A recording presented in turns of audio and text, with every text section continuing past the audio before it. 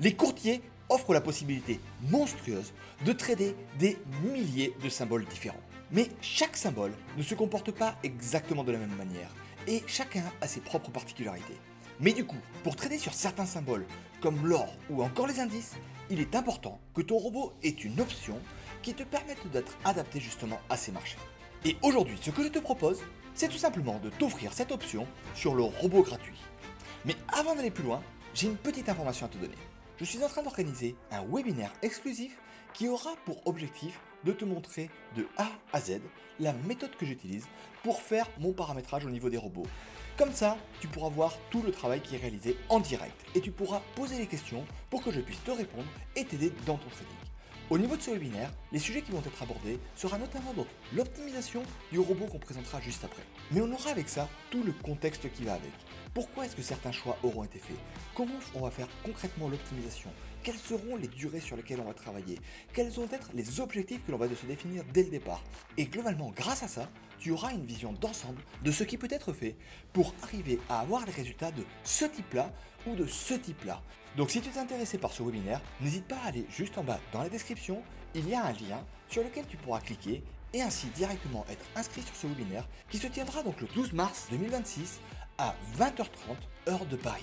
Maintenant qu'on a dit ça, on peut passer à la suite. À l'heure actuelle, voilà comment fonctionne le robot que j'offre dans le pack découverte. Au niveau de celui-ci, son fonctionnement est simple mais est largement pensé pour bien travailler sur le Forex à la base. En fait, ce qu'il faut savoir avec le Forex, donc tout ce qui concerne le marché des échanges en général, donc le marché euro face à l'USD, le dollar australien face au dollar canadien et toutes les choses comme ça, c'est que d'une manière générale, quand on regarde à quoi ressemblent les cours, on se retrouve globalement avec des schémas qui sont de ce type-là. Ça, c'est sur l'euro USD, donc l'euro face au dollar américain.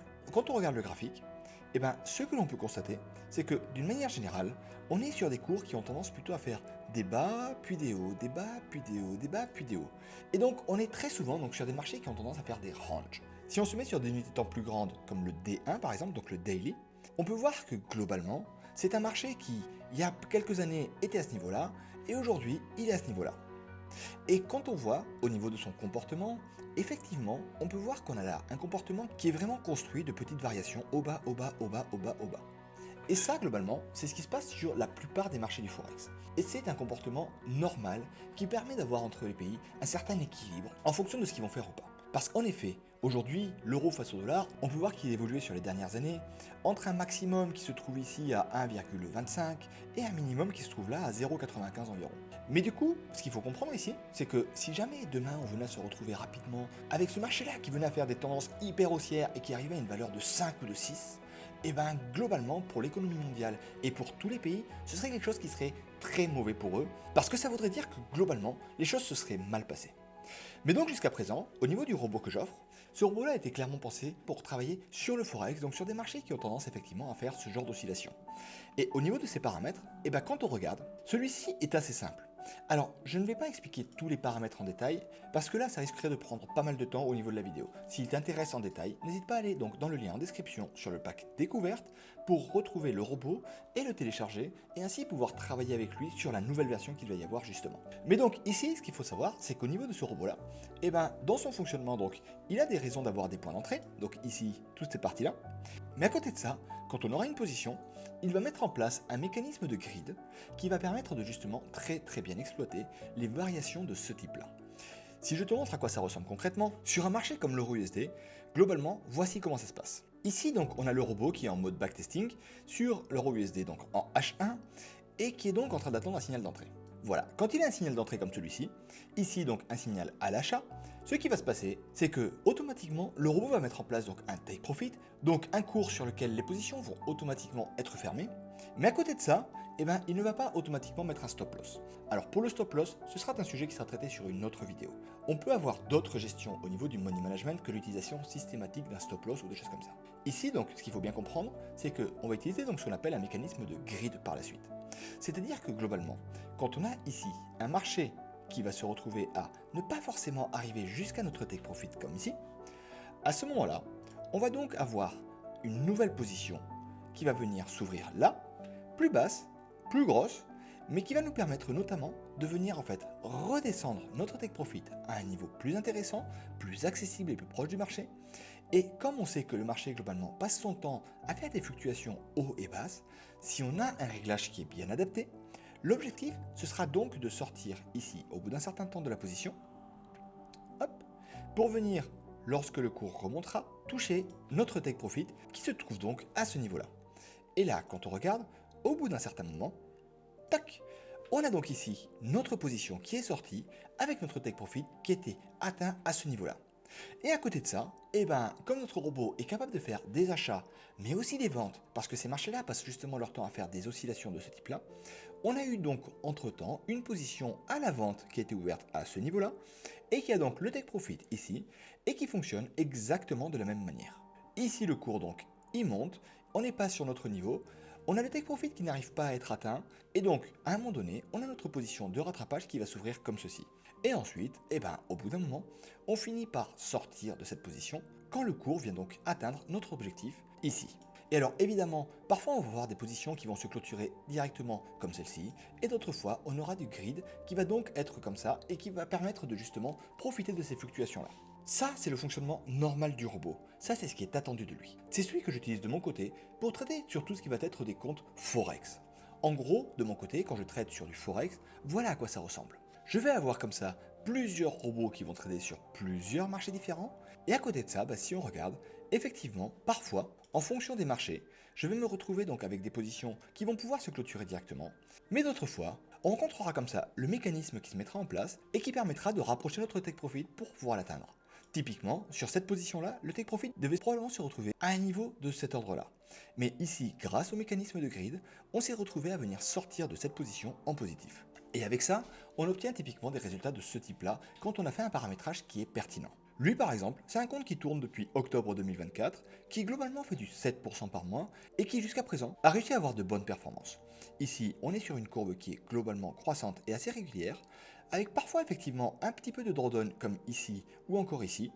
Mais donc là, l'intérêt, c'est qu'on arrive à avoir des résultats qui seront beaucoup plus réguliers qu'avec d'autres mécanismes que l'on pourrait rencontrer. Et si on a un money management adapté avec plusieurs comptes, ça marche très bien. Mais donc jusqu'à présent, comme tu as pu le constater, je t'ai parlé principalement de Forex. Et je t'ai dit que le robot qui était offert était plutôt adapté à ces marchés-là. Mais maintenant, ce qu'il faut comprendre, c'est que tous les marchés ne se ressemblent pas forcément entre eux. Ici, j'ai mis côte à côte l'euro USD, donc l'euro face au dollar, en unité de temps journalière, en daily donc, et à côté de ça, j'ai mis de ce côté-là l'or en unité de temps daily également, donc en journalier également. Et comme on peut le voir, en réalité, on a des différences de comportement qui sont monstrueuses entre les deux. Ici, comme on peut voir du côté de l'euro USD, on a effectivement bien un marché plutôt range avec parfois effectivement des tendances, mais ces tendances sont plutôt de courte durée et au milieu, on a surtout des grosses sessions de range. Mais à côté de ça, quand on regarde ici au niveau de l'or, comme on peut voir, au niveau du comportement, ça n'a absolument rien à voir.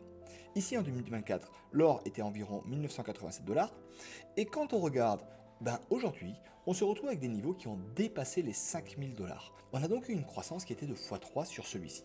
Ce qui va se passer ici, c'est que trader sur un marché comme celui-ci, ça veut dire que tu ne pourras pas le faire de la même manière que sur l'euro USD. Parce qu'en fait, au niveau du robot, comme j'ai pu te montrer précédemment, le robot, il passait des trades à l'achat, mais aussi à la vente. Et ce qui se passe là-dessus, c'est que si de ton côté, tu commences à venir ouvrir des trades à la vente sur un marché qui est en range, en soi, pas de souci, à un moment donné, si tu n'as pas été trop agressif au niveau de ton paramétrage, il y a des bonnes chances qu'au premier rattrapage, tu puisses t'en sortir sans trop de soucis.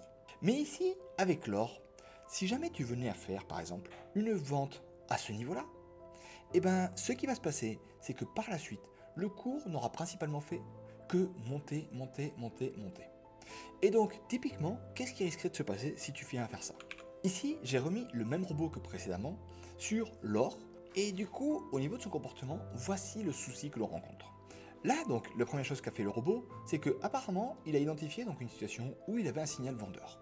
Après tout, c'est pas forcément aberrant, il est sur un haut de range, il a plusieurs bougies consécutives qui peuvent indiquer qu'il y aura un pullback, et effectivement, on peut voir qu'il y a eu un petit pullback ici, mais que celui-ci n'a pas permis d'atteindre le take profit. Et donc là, ce que va faire le robot, c'est qu'il va faire son travail tout simplement. Et son travail, c'est de venir se dire que là, il doit venir donc enclencher des ordres de grid pour venir remonter le take profit qui était là. Et on voit que le take profit remonte bien, et on voit qu'effectivement, il n'est pas très loin du cours actuel. Mais à côté de ça, ce qui est en train de se passer, c'est qu'au niveau des trades, on a donc plusieurs positions qui sont en train de s'ouvrir, et on commence ici à avoir un drawdown de 500 euros.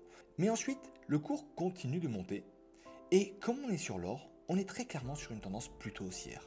Et à ce moment-là, on se retrouve effectivement avec notre take profit qui continue de monter au fur et à mesure que les positions s'ouvrent. Mais comme on a de plus en plus de positions ouvertes, automatiquement, on se retrouve ici avec un drawdown qui commence à se creuser petit à petit. Au départ, on est à 10 000 euros, et là, on commence à se retrouver à du 7 000 euros. Et donc là, à ce moment-là, quand on regarde au niveau du robot, on se retrouve bien à réussir à sortir d'ici. Et ici, dans ce cas-là, on a eu un joli gain de 160 euros. Mais dans les faits, le robot il s'est retrouvé en contre-tendance tout le long. Tout le long, il a été embêté à essayer de rattraper une situation qui en réalité n'est pas du tout la bonne pour lui, parce qu'il s'est mis à faire des ventes sur un marché qui est très clairement uniquement haussier. Et ça, ce n'est pas du tout bon pour lui. Alors que par contre, à côté de ça, sur un marché qui est très clairement sur une tendance extrêmement haussière comme celui-ci, de son côté, ce qui va se passer ici, c'est que globalement, il va pouvoir à ce moment-là beaucoup plus rapidement sortir des situations acheteuses comme celle-ci. Et en fait, ici, ce qu'il faut bien comprendre, c'est que le robot actuel, comme il était proposé jusqu'à présent, était un robot pensé Forex ou marché qui ont tendance à faire des oscillations au bas, au bas, au bas. Ça, clairement, le range, ça lui parle. Mais aujourd'hui, ce que je t'apporte, c'est une possibilité de venir t'intéresser aux marchés qui sont beaucoup plus tendanciels pour justement pouvoir faire en sorte de profiter de ceci. Et là, pour que tu puisses faire ça, je t'ai débloqué une option qui peut paraître très basique, mais qui à côté de ça va très clairement te permettre d'attaquer ce genre de marché de manière beaucoup plus intéressante. L'option en question, c'est celle de pouvoir faire soit des achats et des ventes comme le robot le faisait précédemment, soit uniquement des achats, soit uniquement des ventes. Et ça, tu vas voir que ça changera pas mal de choses pour toi. Si on reprend le robot en question, mais que cette fois-ci, on lui demande de ne faire que des achats, voilà à quoi ça ressemble. Ici, on a donc ce nouveau paramètre qui apparaît, Trade Direction, donc direction des trades. Et comme pour cette fois-ci, on a justement envie par exemple de travailler sur l'or, ce qui va se passer, c'est qu'on va pouvoir donc maintenant venir choisir le paramètre ici, Buy Only. En faisant ça, le robot ne pourra plus ouvrir de trades à la vente. Il ne fera que des trades à l'achat. Et là, très concrètement, ça va tout changer au niveau de tes résultats. Pour te montrer ça avec un exemple concret, on va faire deux optimisations. Une première optimisation sur l'or, où on autorise le robot à faire des achats et des ventes pour voir ce que ça peut donner sur quelques années. Au niveau du backtest, on peut voir que globalement, si on avait fait des achats et des ventes, on aurait effectivement, dans certains cas assez chanceux, faut le dire, eu la possibilité d'avoir de très bons résultats. Mais à côté de ça, quand on regarde au niveau de l'intégralité des résultats, on peut voir qu'il y a uniquement ces quelques résultats-là qui sont positifs sur plus de 1200 passages. Tout le reste, tout ce qui se trouve en dessous là, ça correspond à des situations où le robot aurait globalement planté le compte. Donc ce n'aurait pas du tout été intéressant. Mais sur un marché tendanciel comme celui-ci, quand on utilise le mécanisme de grid, si je laisse exactement les mêmes paramètres, à l'exception de celui-ci, que je veux mettre ici en achat uniquement, donc buy only, et que je refais la même optimisation sans rien changer, comme on peut le voir là, au niveau des résultats d'optimisation, on arrive aussi à avoir d'excellents résultats. Mais là, tout à coup, le nombre de résultats positifs est beaucoup plus significatif que précédemment.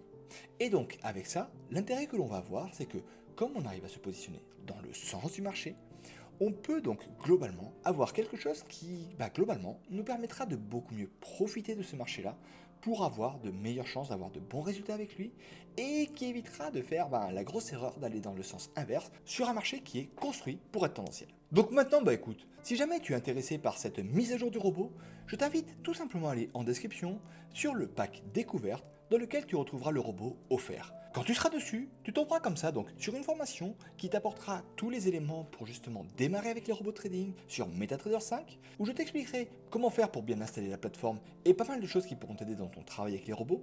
Et donc au niveau du robot, pour le télécharger, il te suffira d'aller ici dans la partie 4, installation du robot, et là tu retrouveras donc le robot en cliquant tout simplement sur ce lien. Mais donc maintenant, tu auras une bonne base pour travailler avec l'outil. Et donc, si maintenant tu as envie d'aller bien plus loin, écoute, je t'attends sur le webinaire du 12 mars 2026 à 20h30, et où là, on pourra voir beaucoup plus en détail le paramétrage du robot en regardant concrètement comment je fais de mon côté pour que tu puisses adapter ça à ton trading et que tu fasses quelque chose qui puisse te ressembler. C'était Paul, ciao!